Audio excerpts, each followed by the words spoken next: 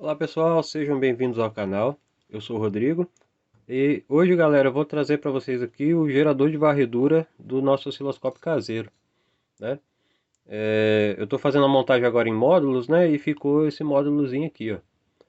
Bom, para quem não sabe, pessoal, o gerador de varredura é o circuito responsável por desenhar o traço horizontal da tela do osciloscópio, né? Vou tentar desenhar uma telinha aqui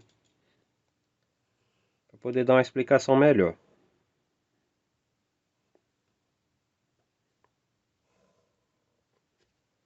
né? Tentar dar um zoom aqui agora. Muito bem. Vamos supor que isso aqui é a tela do osciloscópio, galera, né? O que esse circuito faz?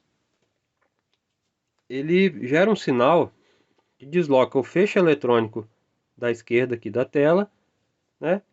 Até ele vem, né? Caminhando aqui pela tela até chegar no canto direito, certo? Quando ele chega nesse ponto, ele retorna, né? Para o ponto esquerdo de novo. Ele faz esse retorno mais rápido do que o caminho aqui da tela, né? Esse caminho da tela é chamado de varredura, por isso o nome do circuito, né? Gerador de varredura. Bom, por que a gente vê um traço e não um ponto? É por conta da persistência da visão, galera. O nosso olho não consegue acompanhar esse pontinho passando pela tela, a menos que a gente use uma varredura, né, uma frequência de varredura muito baixa, certo? Aí nesse caso a gente consegue ver o pontinho andando. Quando o osciloscópio estiver montado, eu vou ver se eu lembro de fazer uma varredura bem baixa para a gente poder ver esse efeito. Bom, então, né, conforme o ponto se desloca para cá, ele faz isso muito rápido, dá aquele efeito de cauda de cometa, né, que a gente vê. E o próprio fósforo também da tela, ele tem essa persistência, né? Cada tipo de tela, né, tela de TV, tela de osciloscópio, é, aquele aparelho que os médicos usam para ver batimento cardíaco também, né, mais antigo, eles têm essa persistência no fósforo, cada qual tem uma persistência diferente, né?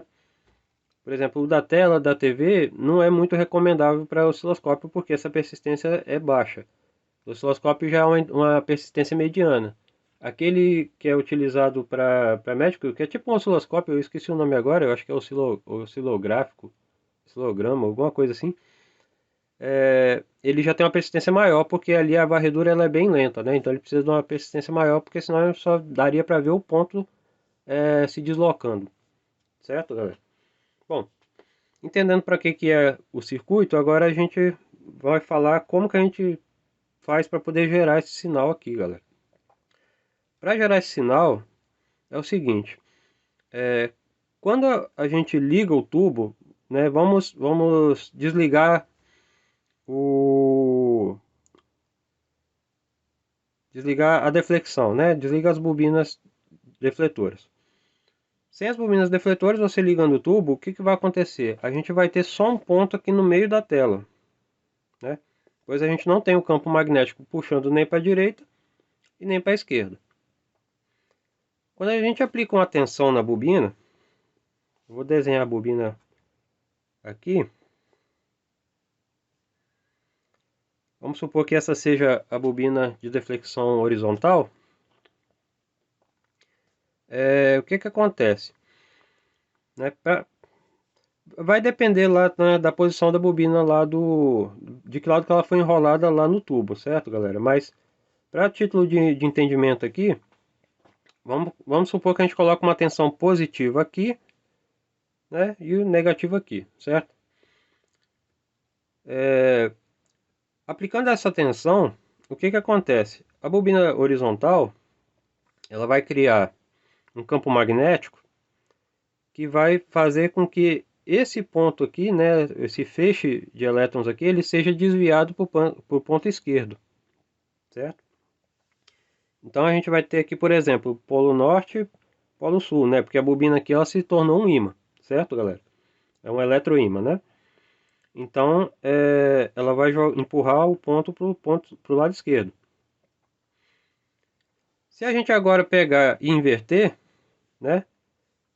Colocar aqui negativo e aqui positivo, os polos aqui também vão se inverter, certo? Então aqui a gente vai ter o sul e aqui o norte. Automaticamente esse ponto que foi empurrado aqui para o canto esquerdo, ele vai ser atraído agora para o lado oposto, o lado direito, né? Então basicamente é isso que é assim que funciona. Para que a gente tenha o deslocamento desse ponto aqui de forma mais controlada, né? Porque se a gente só ficar invertendo a polaridade aqui, o ponto vai estar aqui, vai apagar, vai estar aqui. Depois ele vai ir para cá, vem para cá, vem para cá, vem para cá. A gente não vai ter uma varredura, a gente vai ter um zigue-zague aqui, né? Então o que que acontece? A gente precisa fazer um sinal controlado que em um instante ele esteja no máximo, vamos supor aqui, positivo, né? Para título de exemplo, vai depender, né, como eu já disse, da forma como foi enrolada a bobina, às vezes é o contrário. E essa tensão, ela tem que ir subindo, nesse caso seria descendo, né, se fosse positivo, até o máximo negativo, que aqui é o ponto esquerdo. E quando não tiver nenhuma tensão, ou seja, for 0 volts, a gente estaria com o ponto aqui no centro da tela. Acho que deu para entender, né, pessoal? É meio confuso, mas dá para pegar. Bom, que tipo de sinal que a gente precisa para poder conseguir controlar isso aqui, galera? Eu fiz a consideração positivo e depois negativo, mas agora vamos considerar o contrário, que eu devia, na verdade, ter feito o contrário aqui, tá? Então, negativo para a esquerda, vou colocar aqui para a gente lembrar, positivo para a direita, ok? Só para poder ficar melhor o entendimento. Bom, o sinal que o gerador de varredura cria para poder fazer essa varredura aqui do feixe é um sinal chamado de dente de serra, né? Então, a gente tem aqui um ponto onde o sinal ele vai crescendo, certo? Que seria a varredura. A varredura acontece nesse período. Quando o ponto chega aqui no final, né, a gente atinge o ápice aqui desse sinal. O que acontece? Esse sinal meio que desliga, vamos dizer assim, né? Ou seja, ele retorna para o máximo negativo, para ser mais exato, certo? Então, esse período aqui que ele retorna, que ele é bem mais rápido do que esse, né? Aqui eu desenhei quase reto aqui, mas na verdade ela tem um desnívelzinho para cá, né? Porque tudo leva tempo, né, galera? Na elétrica é assim. Então, esse tempo aqui, ó, ele é o tempo de retorno do feixe. Então, ele acontece muito rápido, certo? A partir do momento que o feixe retorna aqui para o canto esquerdo, a gente tem de novo a rampa iniciada aqui, ó, certo? Chegou no final, ela cai de novo. Então, a gente tem aqui, ó, o feixe se deslocando na tela da esquerda para a direita, retorna para a esquerda, desloca de novo aqui para a direita, retorna para a esquerda e assim sucessivamente, né? Bom,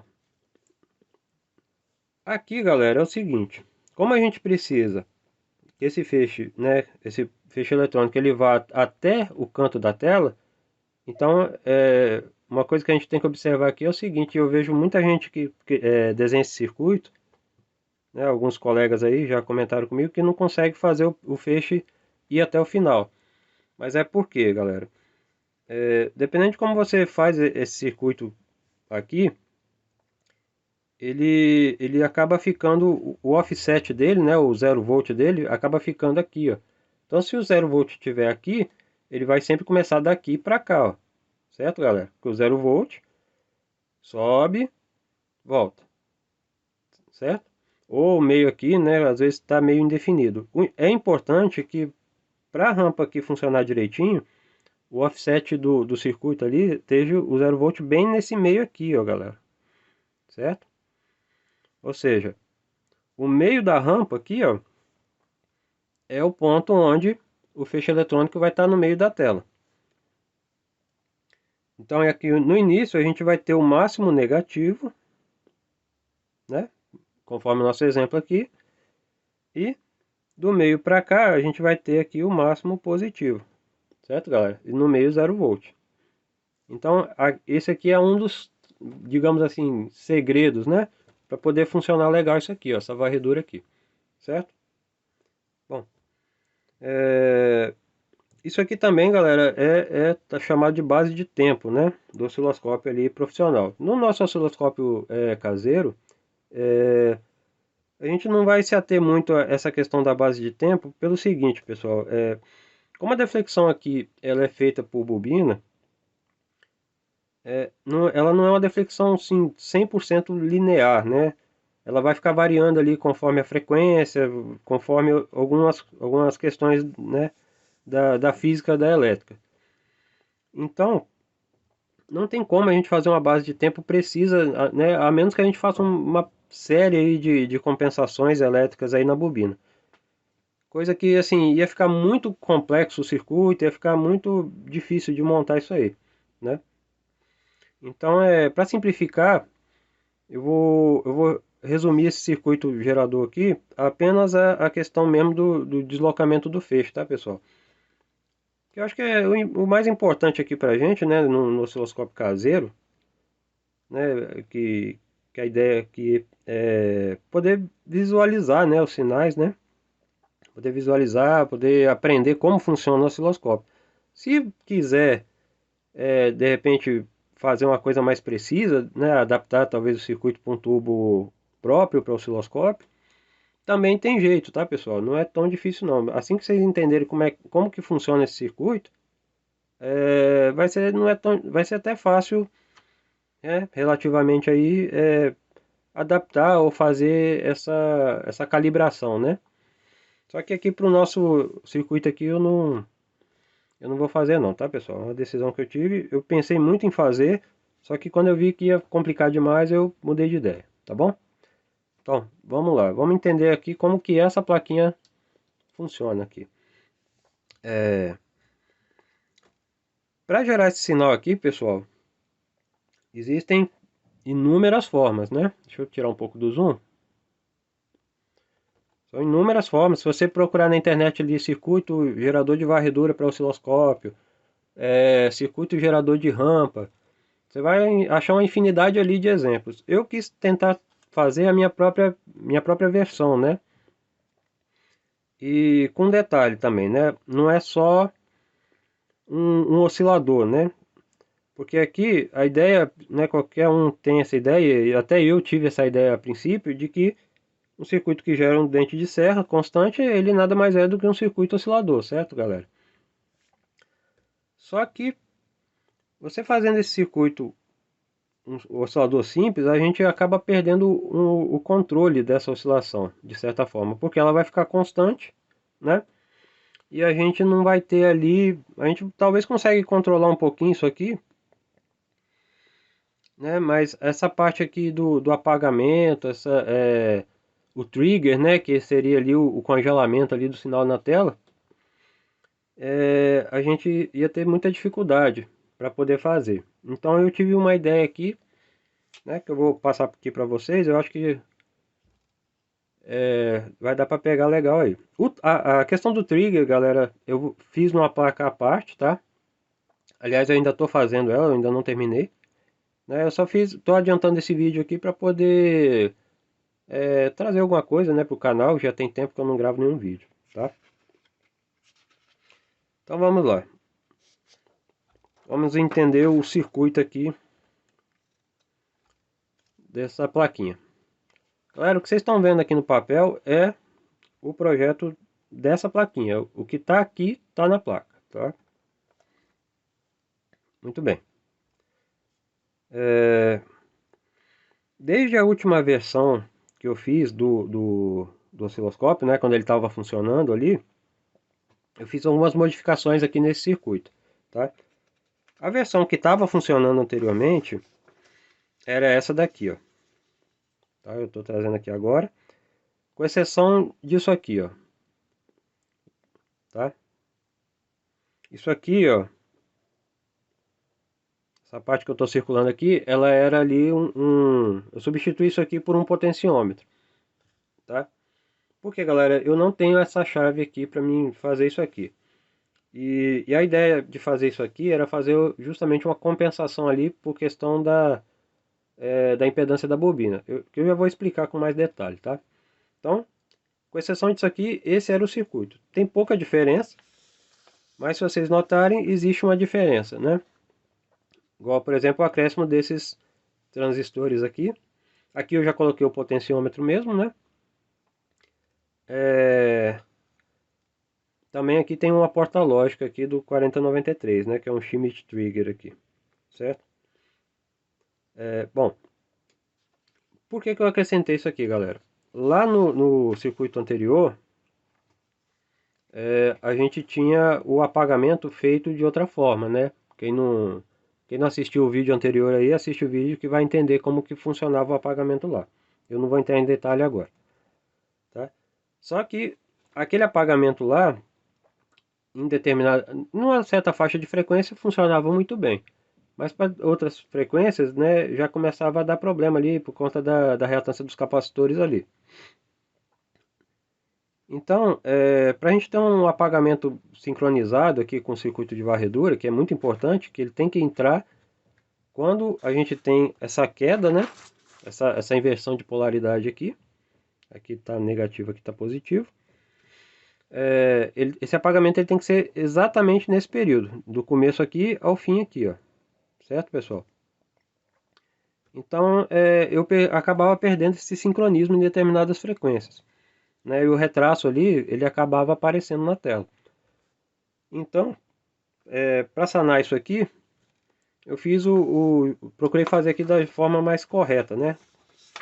Que é esse circuito aqui. Esse circuito, ele tá aqui, acrescentei ele aqui justamente para fazer o apagamento, tá? Ele é o blank, né, que chama. Você vai encontrar aí na literatura com esse nome, tá, pessoal? Mas enfim, vamos entender o circuito aqui, galera. Qual é que é a ideia? Como vocês podem ver, o coração do circuito aqui, ele é um LM555. A princípio, como eu já tinha mencionado antes, eu pensei em fazer o circuito de rampa como um oscilador, né? Então, eu configurei na primeira versão, que é uma versão que eu não trouxe, né? Não deu certo. Eu configurei ele né, como astável, né? Para ele ficar oscilando. Só que eu não conseguia fazer o trigger ali naquela configuração. Então, qual foi a minha ideia, galera? Em vez de eu fazer ele como um oscilador, um astável, eu fiz ele como monoestável, né? Ou seja, para que ele inicie, ele precisa de um disparo na porta dele aqui, né? Que é lá no componente é a entrada número 2, né? É o pino 2. E tem justamente esse nome mesmo, trigger, né? O 555, quando você dispara ele aqui pela porta do pino 2 aqui, pelo trigger, a saída dele vai ao nível alto, né, por um tempo que depende do capacitor que está ligado aqui, ó, nesses dois pinos aqui, que seria o 7 e o 6, né? É o threshold e o discard aqui, né? Perdoa meu inglês aí. Bom, no caso seria esse capacitor aqui, tá, pessoal? O tempo de carga dele aqui mantém ele ligado aqui. Tá dando para entender, galera? Tá um pouco confuso, né? Então, deixa eu tentar explicar de um jeito mais fácil. Procurem na internet o diagrama de um 555 monoestável, né? Tá? Para vocês entenderem melhor, entenderem como funciona, caso não saibam, né? Mas vamos lá. O 555 monoestável, a gente tem o pino 4, que é o reset, e o pino 8, que é a alimentação ligado ao positivo, né? Eu vou chamar aqui de mais B, certo, galera? A saída dele é o pino 3, né? Aqui na saída do pino 3 a gente tem esse tipo de sinal aqui, certo? que o pino 6 e o pino 7, eles são unidos, certo? E aqui a gente tem um resistor que vai ligado também na alimentação e tem um capacitor que fica ligado aqui, no caso, para o terra, né? O pino 1 aqui é ligado no terra. Certo, galera? Quando a tensão no pino 2, ela cai para abaixo de 2/3 da alimentação aqui, de mais B, a gente tem o disparo do 555, que sai do nível baixo aqui para o nível alto, tá? E considerando que é uma fonte simples, aqui seria 0 volts. E aqui mais B, aproximadamente aí, tá? O pino 5 aqui nessa configuração, ele fica desligado.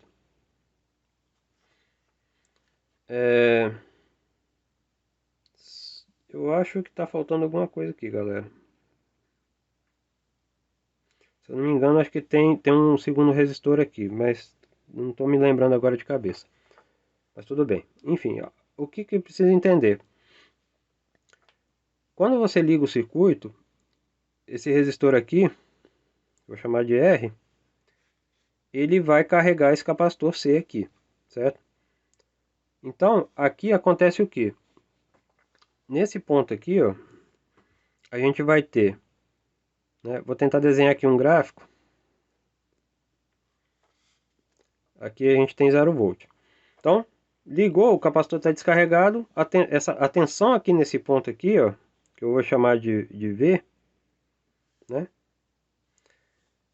Ela é 0 volt, certo? Conforme o capacitor vai se carregando, e ele não se carrega de forma linear, ele se carrega de uma forma logarítmica, o que acontece?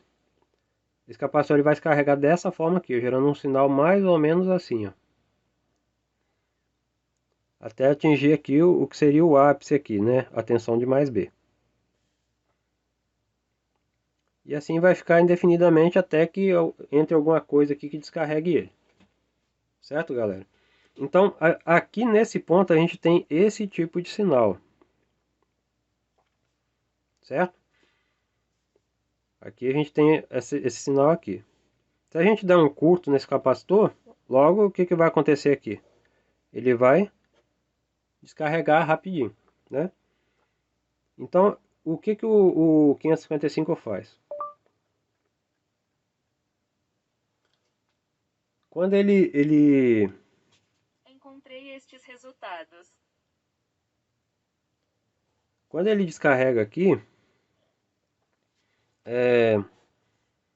perceba aqui que a gente tem um sinal parecido aqui com aquela rampa, certo? Isso aqui também é um dente de serra. Se a gente iniciar aqui a carga do capacitor novamente, a gente vai ter de novo, descarrega, carrega, descarrega, certo, galera? A forma de sinal aqui é mais ou menos essa. Tensão aqui no pino 2 baixou para menos de 2/3 da alimentação, ele dispara a saída aqui, que vai para nível alto, e aqui inicia a carga. Quando o tempo aqui termina, o circuito interno aqui do 555, né, que contém um flip-flop, vai fazer com que, através desse pino 7 aqui, esse capacitor seja aterrado, galera. Aqui dentro tem um transistor aqui, ó, ligado diretamente no terra. Tá? Um NPN. Então, o que acontece? Nesse momento aqui que ele terminou de contar o tempo, o flip-flop vai inverter, vai ativar o transistor aqui de descarga, que vai descarregar o capacitor e a gente vai ter isso aqui, né? Assim ele vai ficar até que um novo pulso, né, negativo entre aqui e inicie de novo. Se não tiver nenhum pulso, aqui vai ficar zerado. Então vou tentar trazer aqui mais para baixo, vou desenhar outro gráfico aqui que lá ficou muito embolado, né? Então vamos lá, mais uma vez, 0 volt, deu um pulso aqui negativo, ele vai iniciar a carga do capacitor, certo? E vai contar o tempo, que é determinado por RC, tá? Depende do tempo da carga do capacitor. Quando ele chegar aqui no ponto máximo dele, o 555 vai desligar a saída e vai descarregar o capacitor. Então a gente vai ter aqui uma descarga, né? É uma onda meio assim, ó, galera, meio arredondada assim, ó. Certo? E assim ele vai ficar até que um novo pulso seja gerado aqui. Gerou um novo pulso, de novo, ele vai carregar, desligar, outro pulso, carrega, desliga. Se a gente não der pulso, ele vai ficar um tempo assim, quando der outro pulso, carrega, depois desliga, e assim sucessivamente. Então fica tipo uma barbatana de tubarão assim, né? Esse aqui também é uma onda dente de serra, tá, pessoal?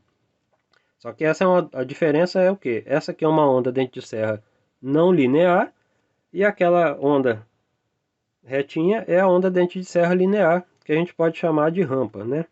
Aqui é rampa. Eu gosto mais de usar esse nome aqui porque para esse tipo de sinal aqui.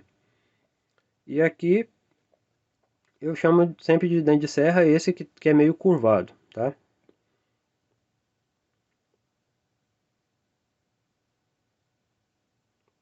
Tá, galera? Então, quando eu mencionar dente de serra, eu estou falando dessa onda curvada. Quando eu falar rampa, é essa linear aqui, ok? Tá dando para entender, né? Bom, voltando aqui à ideia do circuito, galera. Como que funciona aqui, pessoal? Como eu falei para vocês, nesse ponto aqui, a onda ela é dente de serra, né? Aquela onda não linear. Para que a gente tenha uma rampa retinha nesse ponto aqui e possa aproveitar esse sinal aqui para fazer a varredura horizontal, o que a gente precisa? A gente precisa retificar isso aqui, né, galera? Fazer com que esse sinal se torne reto aqui, ó, né? Ou seja, a gente corte essa ondulação que ela tem. E como o capacitor não é linear, né? Não dá para fazer isso diretamente usando o resistor e o capacitor. A gente precisa de quê? A gente precisa de uma fonte que forneça uma corrente constante para a carga desse capacitor, né?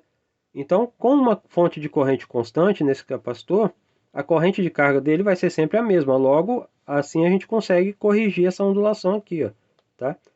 Porque se a gente alimentar ele diretamente aqui, essa corrente aqui ela não é constante, ela vai depender da carga do capacitor. Ela vai ser maior no início da carga do capacitor, tá? E conforme o capacitor se carrega, a impedância dele aqui para a terra vai diminuindo. Perdão, ao contrário, vai aumentando, certo? Então é como se fosse uma resistência que fosse aumentando. Então conforme essa impedância ela vai aumentando, né? Pela lei de Ohm, né? A corrente ela vai baixando, certo? Então por isso que a carga começa mais rápido e depois vai fazendo essa curva mais lenta, né? Seria isso aqui, certo, galera? Então, com o circuito, a fonte, né, de corrente constante aqui, a gente corrige esse problema aqui. A corrente vai ser sempre a mesma, certo? Na carga do capacitor. Então a rampa ela vai ser uma reta, né? Ela vai ficar linear. Beleza, pessoal? Bom, vamos aqui. Então, nesse caso aqui, pessoal, se vocês observarem, se a gente simplificar, né? Essa primeira parte aqui do circuito nada mais é do que uma fonte de corrente constante, tá? Eu tenho aqui o capacitor de carga, ele está alimentado, ligado direto aqui nos terminais do 555, certo? Aqui eu tenho uma chave que vai selecionar qual capacitor, certo? Os capacitores estão em série porque assim facilita para eu conseguir valores de capacitância menores, tá? Então, vamos considerar aqui que essa chave tivesse fechada aqui, a gente teria essa corrente que entra aqui, ó, ela viria passar aqui, carregar esse capacitor e daqui ela iria para o terra, certo? Colocando a chave aqui na segunda posição, a corrente vai passar por esse capacitor e também por esse. Então a gente vai ter aqui, né, a capacitância aqui, o resultado dessa capacitância, ela é dada conforme ali a associação de capacitores em série, né, pessoal? Quem não souber isso aqui tem que dar uma estudada lá, tá? Um detalhe aqui, pessoal, que eu joguei esses valores aqui, são valores aleatórios, tá? Eu joguei lá no simulador para poder, só para fazer o teste. Então, os valores dos capacitores aqui na prática não são esses daqui não, tá, pessoal? Então, desconsidere esses valores aqui. Só esse primeiro aqui de um micro que eu estou usando ali, tá? O resto aqui é diferente. Depois eu vou dar mais detalhes disso aqui. O que eu preciso que vocês entendam é isso aí. Essa primeira parte do circuito, ela é uma fonte de corrente constante. Como que funciona a fonte de corrente constante? Vamos focar só aqui agora. O TL431, ele é um circuito integrado. Ele está aqui, ó. Ele é muito semelhante a um capacitor, perdão, um transistorzinho, tá vendo? É esse componente aqui, ó. Ele tá como sendo, ele funciona como sendo um Zener, né, um diodo Zener ajustável, para poder dar uma referência de tensão para essa primeira linha aqui, ó, certo? Então a gente tem uma tensão fixa aqui. Aqui, esses dois transistores, eles são um circuito chamado espelho de corrente, tá? Nesse caso aqui, você pode ver o coletor desse transistor aqui, ele está ligado na base dele. Então é como se fosse um diodo aqui, tá, galera? Então a gente tem, né? Eu vou desenhar aqui só para exemplificar aqui, ó, certo? Então a gente tem a corrente entrando aqui, a tensão alimentando aqui, né? Vai ter uma corrente que vai ser regulada, perdão, a corrente não, a tensão vai ser regulada através desse circuito integrado, né? E se a gente tem uma tensão regulada, logo a gente tem também uma corrente, né, regulada num circuito que não varia a impedância, né? Então a gente vai ter aqui uma corrente que vai ser jogada aqui por terra através do resistor de 10K aqui. Certo, pessoal? Então, essa corrente aqui, ela é refletida, né, para esse transistor de cá.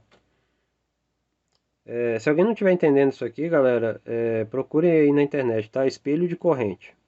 Vocês vão entender, tá? Por que que eu fiz dessa forma aqui, galera? Eu podia ter só colocado isso aqui do lado de cá. Ia funcionar também, tá? Só que assim, eu tenho uma corrente que ela não vai sofrer, né? Ou na verdade ela sofre, mas é muito pouca influência do circuito de cá, certo? Então com isso aqui, fazendo esse espelhamento aqui de corrente, eu vou ter uma precisão nessa carga aqui muito maior. Ou seja, a rampa vai ser muito linear mesmo, certo? Bom, então isso aqui serve para controlar a corrente, tá, galera? Aqui, esse transistor então ele entra como sendo o controlador de corrente que carrega aqui, certo? Então a gente tem aqui, né, uma pré-carga aqui resistiva, né, uma impedância resistiva. Ela vai entrar nesse transistor. Esse transistor vai regular, né, baseado na referência que ele tem aqui, certo? E a carga do capacitor aqui ela vai ser constante, né, indiferente de qual capacitor que for selecionado. A partir daí a gente tem a nossa rampa linear. Beleza, galera? Eu espero não ter complicado muito aí, tá? Bom, beleza. Conseguimos a rampa linear. Essa rampa linear, né, é o sinal que nos interessa para ser jogado lá no amplificador horizontal, que vai, por sua vez, vai aplicar na bobina e vai fazer a varredura ali, certo? Então, só que para a gente aplicar esse sinal lá, primeiro a gente precisa de quê? A gente vai precisar isolar esse sinal, tá? Porque se a gente pegar esse sinal aqui e jogar direto na entrada lá daquele amplificador, a impedância da entrada do amplificador lá, ela vai influenciar nesse sinal, ou seja, ela pode causar uma pequena distorção aqui nessa rampa, que não é interessante. E essa rampa ela tem que ser linear, por quê? Vamos voltar aqui à tela, né? O feixe, ele tem que fazer uma linha reta na tela. Se a rampa não for linear, né, a gente vai ter o quê? A gente vai ter esse feixe deslocado para cima ou para baixo aqui, ó. Tá, galera? Então, da mesma forma que a rampa sendo linear, o traço fica reto. Se a rampa não for linear, o traço fica ondulado, né? Ele cria essa ondulação, certo? Por isso que ele tem que ser linear. E para que ele seja o mais linear possível, né? O primeiro cuidado foi aqui na fonte de corrente constante, certo? O segundo cuidado é aplicar aqui um buffer, né? O buffer ele é nada mais é do que um drive de corrente. Só que esse buffer aqui, ele é um buffer de alta impedância. Esse amplificador operacional aqui, que eu estou usando, que é o NJM062D, ele é um operacional com FET na entrada dele aqui, tá? O FET ele dá a característica aí de ter, teoricamente, aí uma impedância infinita aqui na entrada. Então, a influência dessa entrada aqui, desse componente aqui nessa saída, ela também ela é minimizada aí a praticamente zero, tá? Ao mesmo passo que a gente isolou, né, pelo buffer aqui, esse sinal ele vai aparecer aqui na frente. O ganho aqui do buffer é 1, né? Então a gente não tem amplificação aqui, certo, galera? A, a, a intensidade, né, do sinal aqui, a magnitude do sinal aqui vai ser a mesma na saída, certo? Essa configuração simples mesmo aqui do componente. Daqui para frente, então a gente já entendeu, né? Aqui é o buffer para isolar o sinal. E aqui na frente a gente tem o que, né? Vamos esquecer agora essa parte aqui, né? Isso aqui também. Essa parte aqui, ó, do circuito, ela nada mais é do que um amplificador, tá? Isso aqui vai funcionar como um pré-amplificador para o amplificador lá de saída, galera. E esse pré-amplificador ele nos permite aqui dois ajustes. Uma seria aqui o ajuste de offset dele, ele vai fazer o que?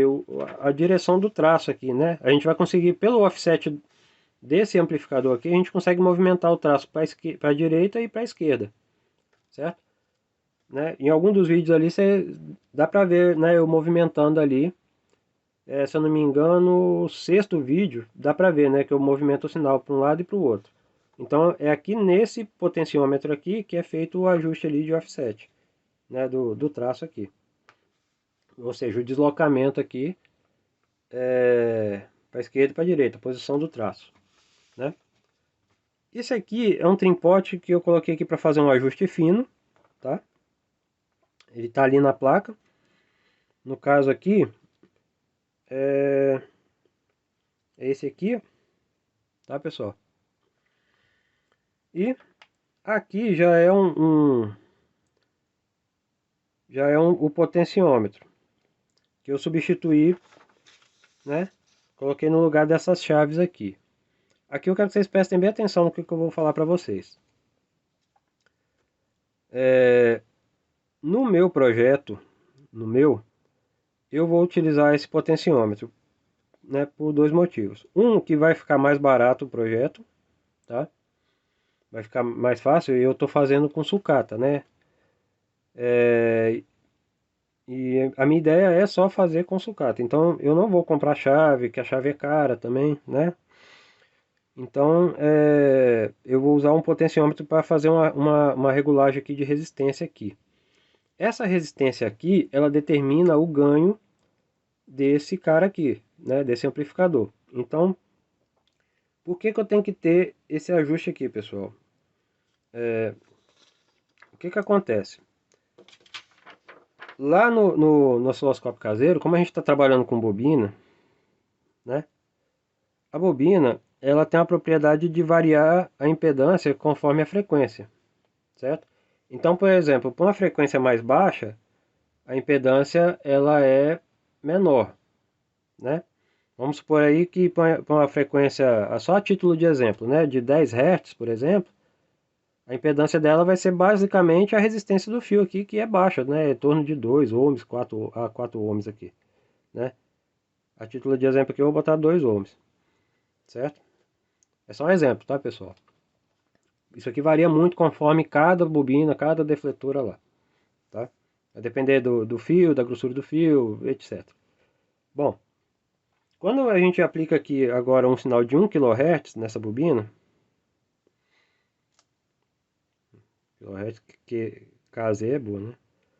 O que que acontece, galera? Essa impedância aqui, ó, ela vai aumentar aqui para, vamos botar aí uns 100 ohms,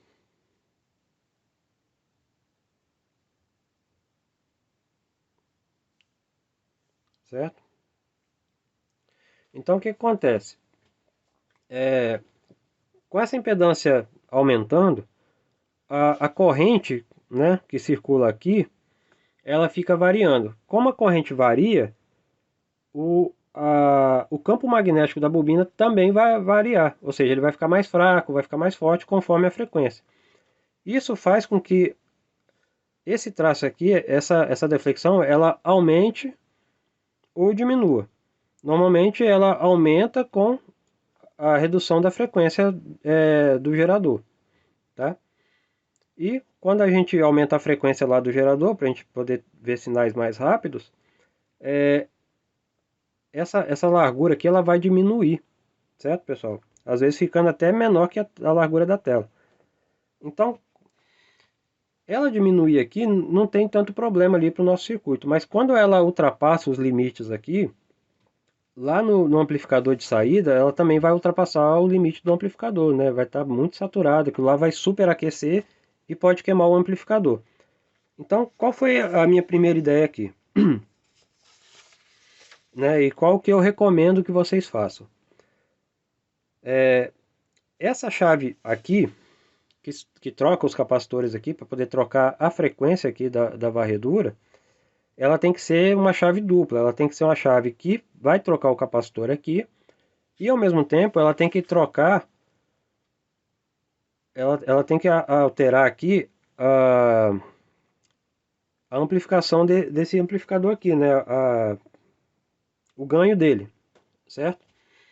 Então, quer dizer, você baixou aqui o capacitor, botou um capacitor menor, isso aqui vai oscilar numa frequência maior, já pode fazer o caminho inverso aqui, ó, diminuir o resistor para poder aumentar o ganho.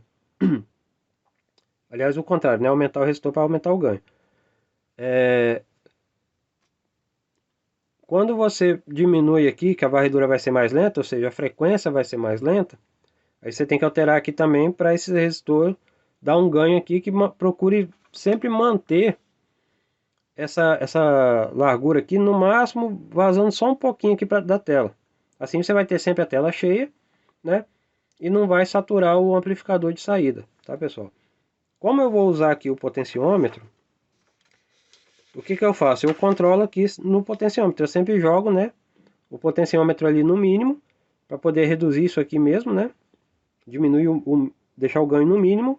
Aí eu troco e depois eu vou ajustando a tela aqui conforme eu mexo aqui no potenciômetro, tá, galera? Isso aqui é uma saída, mas é uma saída que sempre tem que lembrar de mexer no potenciômetro antes de alterar o ganho aqui, ou seja, antes de alterar essa frequência aqui.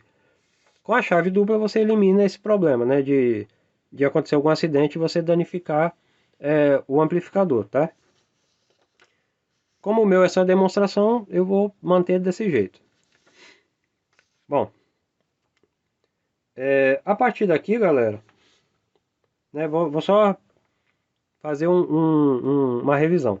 A gente tem uma fonte de corrente constante para carregar o capacitor, né, que vai gerar o sinal aqui da rampa, certo? O sinal da rampa, né, que é um sinal linear, ele vai ser aplicado no buffer, certo? E do buffer ele vai ser aplicado no pré-amplificador aqui, ó, né, do circuito horizontal, certo? Quem for fazer o osciloscópio com um canal só, nesse ponto aqui, onde está a letra B aqui, ele vai lá para a entrada do amplificador horizontal, tá? Vai direto lá.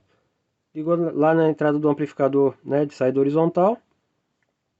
Daqui já vai para a bobina, certo? Vai passar ali, né, por aqueles resistores, né, e vai para a bobina. Quem quiser acompanhar o meu projeto aqui, fazer com 2 canais, essa etapa aqui agora, ela vai para outro circuito, ela vai para o circuito multiplexador, que eu vou apresentar em vídeos futuros, tá?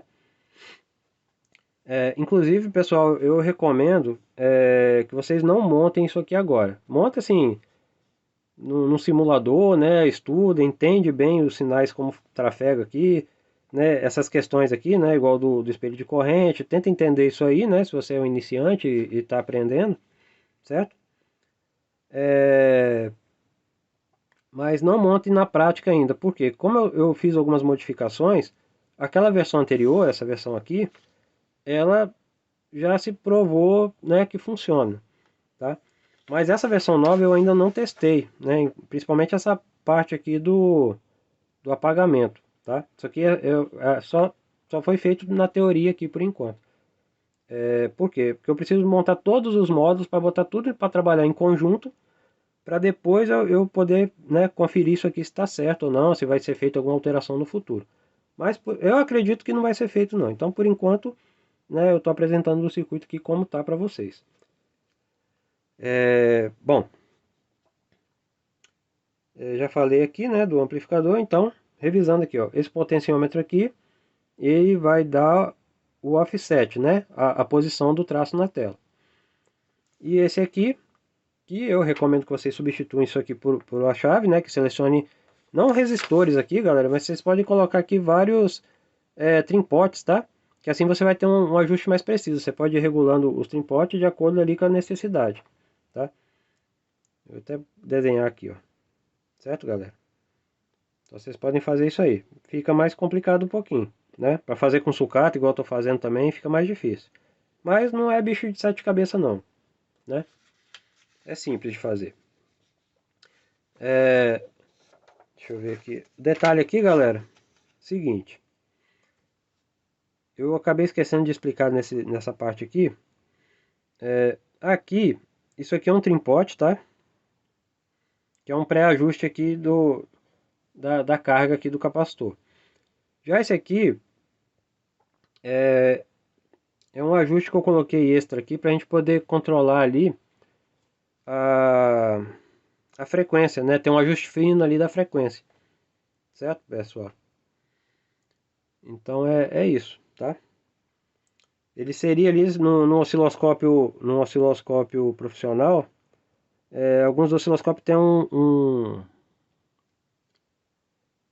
tem uma calibragem ali, né? Que você pode fazer um ajuste, ajuste na magnitude ali do traço, né?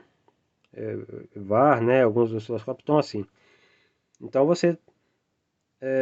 isso aqui pode deixar fixo, né? Uma vez que você trocou aqui. Mas se você quiser um negócio melhor, poder dar um zoom ali naquela imagem, você vai atuar nesse potenciômetro aqui. Beleza? Bom, então, ok, né? Temos aqui o circuito de carga. Já falei do amplificador, certo? Vamos voltar aqui para o 555. O 555, a gente vai ter a rampa subindo, né? Quando ele estiver ativo, certo? Ou seja, quando a tensão aqui ela baixar para baixo de 2/3 da alimentação. Nesse momento, quando a rampa estiver sendo gerada, a saída aqui, ó, o pino 3, ela vai estar em nível alto, certo? Ela vai estar ligada, vamos dizer assim, né? Então ela está aqui, ó, o pino 3. Beleza? Bom, aqui a gente tem duas portas 4093 ligadas, configuradas aqui como inversores, certo? São duas portas Schmitt Trigger. O primeiro aqui, ó, Aliás, vou falar logo desse segundo aqui para adiantar. Essa segunda porta aqui, ela vem e liga aqui o circuito que eu já falei para vocês, que é o circuito de apagamento, certo? Então, quando aqui tiver positivo, como ela é inversora, o lado de cá vai estar negativo, certo? Estando aqui negativo, estando 0 volt aqui, esse transistor, que é um NPN, ele vai estar cortado, tá? Ele cortado, a base desse outro transistor aqui, que é um PNP, ela vai estar positiva, certo? Pois a gente está recebendo aqui, através desse resistor de 100K aqui, uma referência positiva. Esse aqui vai estar cortado, é como se esse aqui não tivesse ligado nada. A base desse aqui positiva, né, por ele ser um PNP, ele também vai estar cortado, certo? Então ele não conduz. O coletor dele está ligado através desse resistor aqui de 1K diretamente lá no catodo do tubo, tá, pessoal? A gente vai ter que levar para lá. Já o emissor, ele está ligado lá naquela fonte que eu deixei desligada. Deixa eu ver se ela está por aqui, ó. Lembra que eu falei no outro vídeo, né, que eu tinha deixado essa fonte aqui desligada? Pois é. Agora, a gente vai aproveitar ela aqui. E vai ligar aqui nesse emissor do PNP, tá? Bom, quando a rampa aqui cessar, né, que for o momento do desligamento, qual é a ideia aqui? Aqui vai ficar negativo, né? Aqui volta a ser positivo. Positivo aqui faz com que o BF422 aqui, que é, que é NPN, conduza, aterrando a base do PNP aqui, BF423. Aterrando a base do PNP, ele vai conduzir. Conduzindo, ele vai mandar essa tensão positiva aqui lá para o catodo do tubo de imagem, certo? Essa tensão lá no catodo do tubo de imagem positiva vai matar o feixe de elétrons, né? Fazendo ali o apagamento, certo? E é isso, galera. Enquanto isso aqui estiver ativo, o tubo de imagem vai estar apagado, não vai ter nada desenhado, né? Disparou aqui de novo, inverteu aqui de novo, ele vai liberar os elétrons lá, né? O catodo vai voltar a ser negativo e a gente vai ter na tela a exibição da imagem, certo? Então isso aqui é uma primeira ideia, tá, galera? Eu ainda não testei isso aqui na prática. Depois eu, né, quando o circuito estiver todo montado ali, eu vou testar e vou trazer de volta, né, os detalhes, se foi preciso mexer alguma coisa, se não foi, e aí eu apresento para vocês, beleza? Bom, aqui, esse pino com aqui, né, ele é o pino 5 do 555. Esse pino normalmente, para a maioria das aplicações, ele fica desligado. Porém, nessa aplicação nossa aqui, eu liguei ele através desse diodo na saída aqui. Para quê, galera? Internamente aqui, o 555 ele tem um divisor de tensão, né, de 3 resistores de 5K, né? Esses resistores fornecem as tensões aqui para os comparadores internos, certo? Esse pino 5 aqui, ele atua diretamente em um desses comparadores. Então o que acontece? Se eu não me engano, ele está ligado aqui, ó. Eu tenho que rever lá como é que é a construção interna, mas se eu não me engano é nessa última ligação aqui do resistor. Então quando a gente liga uma referência nesse pino 5, a gente altera a referência interna desse divisor resistivo que tem no 555, certo? Então qual é a ideia aqui? Quando o nível aqui estiver baixo, aqui na saída, esse diodo aqui vai fazer um bypass aqui, ó, certo? Para quê? Para alterar justamente a referência interna. Por quê? Esse 555 ele está sendo alimentado com fonte simples, né? Já o amplificador aqui é alimentado com fonte simétrica. Então, o que acontece? Se a gente não fizer essa alteração aqui na referência, nesse momento aqui, a rampa ela sai, né? Lembra que eu falei? A referência da rampa é o centro dela aqui, certo? Ela tem que estar aqui tem que estar em 0 volt. Sem esse diodo aqui, essa rampa ela se altera. Agora de cabeça eu não estou me lembrando se ela desce ou se ela sobe. Eu acho que ela fica, essa referência aqui fica mais baixa, né? Ficaria algo assim. Deixa eu tentar fazer aqui. No caso aqui assim, ó, mais ou menos. Então, fazendo isso, o nosso traço aqui ele fica errado na tela, tá? Além de dar outros problemas lá no circuito do trigger, né? Que faz o congelamento, ele afeta lá. Então, esse diodo aqui ele é uma solução para resolver isso aí, tá, pessoal? Então, ficou entendido, né? A função aqui é alterar aqui. E ao mesmo tempo também, galera, ele tem que alterar aqui a tensão de disparo, né? Com ele aqui, a tensão de disparo aqui eu chego mais próximo de 0, não necessariamente 2/3, né? Assim eu evito também disparo errado, certo? Do trigger lá, que é outra coisa que eu vou explicar depois. Bom, entendido aqui agora, a gente vem para... Vamos para essa porta aqui. Então, já expliquei essa, né? Que é do apagamento. Ah, tá. Eu expliquei aqui o diodo. Não expliquei essa. Bom, aqui, a porta 4093, ela funciona como, galera? A minha saída aqui, ela vai ser nível baixo quando as duas entradas forem nível alto, certo? Então, as duas entradas aqui estão ligadas juntas. Quando o 555 estiver ativo, a saída, né, dele aqui estiver alta, a gente vai ter um nível alto. A saída do 4093, nesse caso, como a gente está dando referência positiva nas duas entradas, né, ou seja, nível alto nas duas entradas, a gente vai ter a saída em nível baixo. Essa saída em nível baixo, ela vai ser aplicada em uma das entradas desse aqui, dessa porta aqui.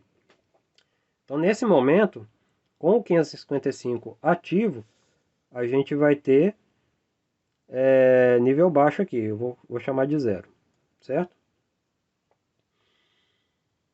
Aqui na saída, perdão, aqui na entrada, eu posso ter 0 ou 1. Indiferente de 0 ou de 1, a minha saída aqui, ela vai ser 0. Ela vai ser 1, perdão. Certo? Ela vai estar positiva. Quando aqui inverter, a gente vai ter uma condição em que aqui vai ser 1, né? Ou seja, vai estar em nível alto. E a minha saída agora vai depender do que vem por aqui, certo? Então, nesse caso aqui, quando a minha aqui tiver 0, eu vou ter nível alto ainda. Quando aqui inverter para 1, né, para nível alto, aí eu vou ter as duas entradas em nível alto, a minha saída aqui vai em nível 0. Em nível 0, ela vai fazer o quê? Vai disparar o 555, certo, galera? Então é assim que funciona. A função desse 4093 aqui, dessa porta, é funcionar como trava. Para quê? Não haja nenhum disparo do 555 enquanto ele estiver gerando a rampa. Por quê? Se ele estiver gerando a rampa e a gente tiver um segundo disparo, essa rampa ela vai ficar mais curta, né? Às vezes um sinal que seja todo certinho, quadradinho, você não vai perceber diferença, porque a rampa vai ficar certinha. Só que um sinal mais complexo, né? Um que faz assim, depois fica quadrado, depois vem para baixo. O que vai acontecer? A gente vai ter uma série de disparos errados aqui, né? Então a gente não vai conseguir trigar o sinal, tá, pessoal? A gente vai ter dificuldade lá no trigger. Isso aqui é um trem que me deu uma dor de cabeça danada para conseguir resolver, mas, né, foi a solução. Existem outros meios de congelar o trigger, né, de ativar o trigger pela porta 5 aqui, né, pela entrada 5. Só que eu tentei, tive sucesso em algumas frequências e outras não, então eu achei que assim funcionaria melhor, tá? Complicou um pouquinho mais o circuito, mas deu um resultado melhor. Até porque também a gente vai ter uma multiplexação lá depois, a gente vai precisar de sinais ali bem calibrados ali, né? Bom, é, então é isso, galera. Isso aqui funciona como uma trava, para que a entrada, né, de disparo do 555 não seja ativada à toa, né? Ativada sem querer, né? Com sinal errado.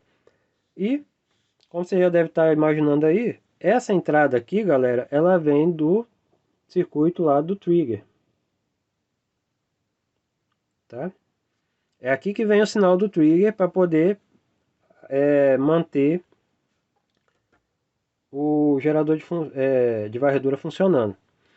Então, nesse caso aqui, o que a gente tem? A gente tem um circuito onde o trigger, perdão, o gerador de varredura, ele é ativado, né, através do disparo do trigger, né? É chamado de varredura acionada, né? Bom, é, acho que deu para entender, né? Então, isso aqui é um inversor. Quando aqui estiver ativo, aqui está, perdão, ativo não, estiver em nível alto, aqui está em nível baixo e trava aqui o 4093, certo? Ah, Rodrigo, não entendi nada aqui desse 4093. Galera, pesquisem uma coisa chamada tabela verdade, né? Do 4093.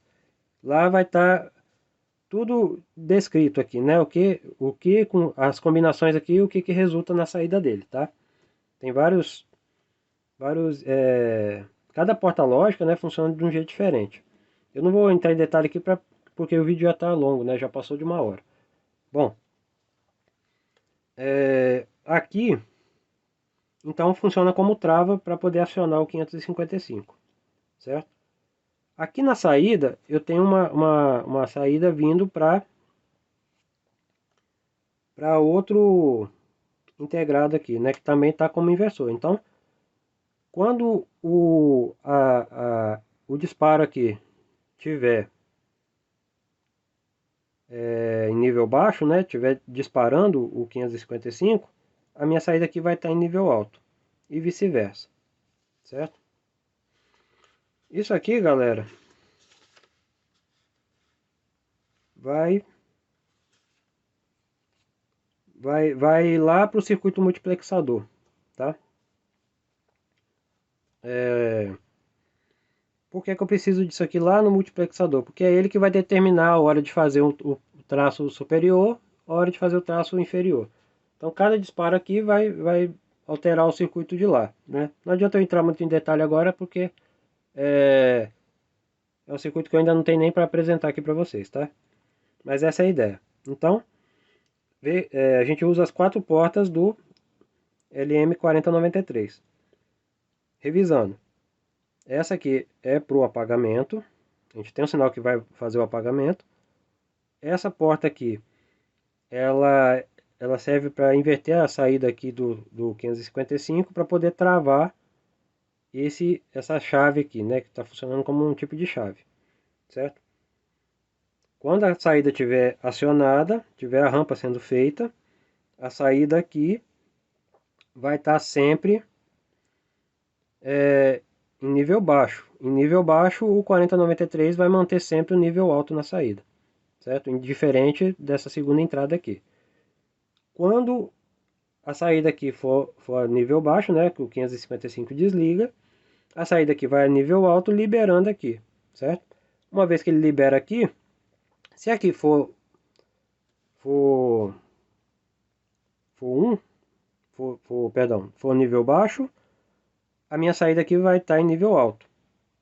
Então não vai ter o disparo do 555. Quando a entrada aqui for para nível alto, aqui vai para nível baixo, dispara o 555 e o ciclo recomeça. Então é assim que ele vai oscilar, né? Para oscilar ele depende desses pulsos que vem do trigger. Quando eu explicar o circuito do trigger, vai dar para entender melhor como que essa varredura aqui funciona sem parar, tá, pessoal? Hoje é só uma explanação do que é essa plaquinha, né? Então vê que essa plaquinha é uma plaquinha simples, né? É um circuitinho que é fácil de montar, Mas o funcionamento não é tão simples, né, galera? Eu vou dar um zoom aqui para vocês verem com mais detalhe, certo? Então aqui a gente tem o 4093, certo? Aqui é o amplificador operacional, né? São esses dois amplificadores. Deixa eu ver aqui, certo? Aqui e aqui, né? Tá dentro desse único invólucro aqui, ó. Essas quatro portas aqui, ó, essa, essa aqui e as demais aqui, tá dentro dessa cápsula aqui, ó, certo? E esse aqui é o LM555, que a gente já usou aí em outras partes do projeto, aí, como por exemplo na fonte de alta tensão, certo? Aqui, aqui estão esses dois transistores aqui, ó. Deixa eu achar aqui, tá vendo? É o espelho de corrente. Aqui eu já mostrei, é o integrado aqui, né, que é o nosso Zener ajustável, nessa configuração aqui. Esse capacitor aqui, ele é o primeiro capacitor que está aqui, tá? Esses outros capacitores aqui, eu vou soldar eles direto na chave, né? Talvez eu faça uma plaquinha à parte para eles, tá? Mas aqui não coube, então eu vou colocar lá. Eu mantive aqui, ó. Deixa eu tirar um pouco de zoom que tá demais. Eu mantive aqui aquela gambiarrinha que eu tinha feito lá pro outro, tá? Então, tá vendo? Os capacitores, eles estão aqui, ó. Certo? Esses capacitores, pessoal, vai depender lá da bobina de vocês. Então, vocês vão ter que fazer na base da tentativa e erro mesmo, tá? Infelizmente, né, não tem como eu dar com precisão, porque depende lá também da impedância da bobina da defletora da TV de vocês, tá? Do tubo lá de vocês. Aqui é o potenciômetro correspondente aqui, né, que eu falei, que vocês devem, né, preferivelmente aí utilizar aquela chave dupla, né, ou seja, seria uma chave dessa, que aqui você ativa os capacitores, e nesse outro aqui você ativa não, perdão, seleciona os capacitores e aqui seleciona os resistores, ao mesmo tempo, certo? Para poder variar o ganho do amplificador lá. Esse aqui, é esse aqui, ó, né, que é o ajuste fino aqui da carga do capacitor, ou seja, o ajuste fino ali da rampa, né, da frequência da rampa. E esse último aqui, ele é o offset, né, do amplificador, que está relacionado ali à posição do traço, né, ou seja, o movimento horizontal ali do traço na tela, tá? E é isso, galera, por hoje. Eu sei que esse circuito aqui ficou um pouquinho mais confuso, é um pouquinho mais complicado, né? Se alguém não entendeu, quiser uma explicação extra aí, né, comenta aí nos comentários, né? Se gostou do vídeo, dá o like. Se não gostou, pode dar o dislike sem problema, né? Mais uma vez eu peço que, por gentileza, né, comente, né? Ah, deu dislike, por quê? Não gostei, ficou muito confuso, ficou ruim, explica de novo, né? Eu posso tentar melhorar. Eu não entro muito em detalhe de cada componente aqui, porque além de estender demais o vídeo, eu acho que não é o que interessa aqui pra gente no momento, né? Então, qualquer coisa que tiver aqui, vocês podem pesquisar na internet, informação tem de monte aí, né? É bem fácil. E é isso, galera. Então, no próximo vídeo eu devo trazer o trigger, né?